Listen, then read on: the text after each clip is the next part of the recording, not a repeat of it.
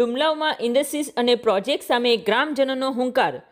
ખાસ ગ્રામસભામાં ઠરાવ કરી આદિવાસી વસ્તી ધરાવતા ગામમાં નહેર અને પર્યાવરણ બચાવવા આરપારની લડતની ચેતવણી. ઐતિહાસિક ખેડ સત્યાગ્રહની ભૂમિ ગણાતા પારડીના ડુમલાવ ગામમાં ખેડૂતોએ પોતાની જમીન અને કુદરતી વાતાવરણ બચાવવા રણસીંગું ફૂંક્યું છે. રવિવારે યોજાયેલી આ ગ્રામસભામાં સરપંચ પ્રકાશભાઈ પટેલ, તાલુકા સભ્ય જીતેશભાઈ પટેલ, માજી તાલુકા પ્રમુખ તારાબેન પટેલ અને માજી સરપંચ પુષ્પાબેન સહિતના આગેવાનોની હાજરીમાં ગ્રામજનોએ એક સુરે ગામમાં કોઈ પણ નવી ઇન્ડસ્ટ્રીઝ કે રહેણાંક પ્રોજેક્ટનો વિરોધ કરી ઠરાવ પસાર કર્યો હતો, જેમાં અનુસૂચિત 5 હેઠળ આવતા આ આદિવાસી ગ્રામમાં ગ્રામસભાની મંજૂરી વિના કોઈ પણ પ્રોજેક્ટ ન નાખવા મક્કમ નિર્ધાર કરાયો હતો.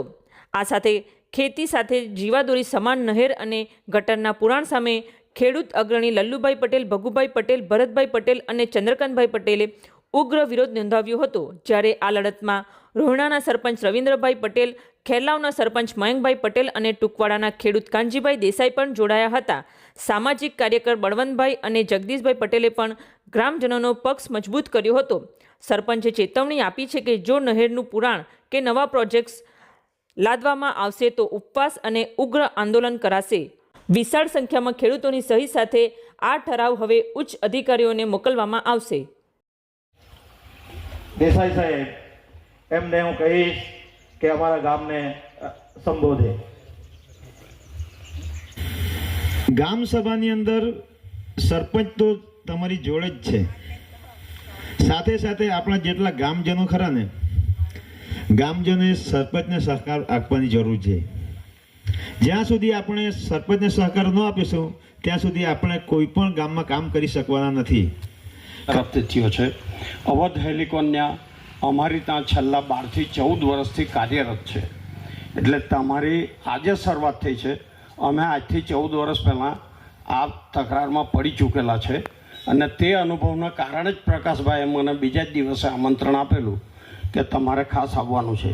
આજે મારે મુંબઈ જવાનું હતું, પણ યોગાનું યોગ તમારા નસીબે કાલથી યુદ્ધ ચાલુ થઈ ગયું એટલે વિમાન કેન્સલ થાય તેવી પરિસ્થિતિમાં મારી બેન અમેરિકા જવાની હતી, પણ તે પ્રોગ્રામ રદ કરીને હું અહીંયા આવ્યો. હવે તમને ખાસ જણાવવાનું કે સંગઠનમાં શક્તિ છે. સંગઠન અતિ મહત્ત્વની વસ્તુ છે. આપણે જો વાવીએ તો ઉગે. કે આપણા ગામમાં જમીન દલાલો અને જે ભૂમાફિયાઓ આવવાની કોશિશો કરે છે, એ ડુમલાવ ગામમાં આવતા પહેલા એને થતરવું જોઈએ કે ડુમલાવ ગામમાં જાય છે તો મારી શું પરિસ્થિતિ થશે. તો એ માટે એવો જય જયકારો ભારત માતાનો બોલાવો કે આપણે ડુમલાવ ગામમાં આવા જમીન દલાલો અને ભૂમાફિયાઓ આવતા પહેલા આટલેથી ડરીને વિચાર કરે કે મારે ડુમલાવ ગામમાં દૂરથી મારે રામ રામ કરવા છે. તો બોલો ભારત માતા કે, ભગવાન બિરસા મુંડા કે જય જોહર. આજે ગામ સભા બોલાવવાની ફરજ પડી છે. તો આજે હું ગામ સભા લાલ કાકાની જે જગ્યા છે એ જગ્યામાં આ લોકોએ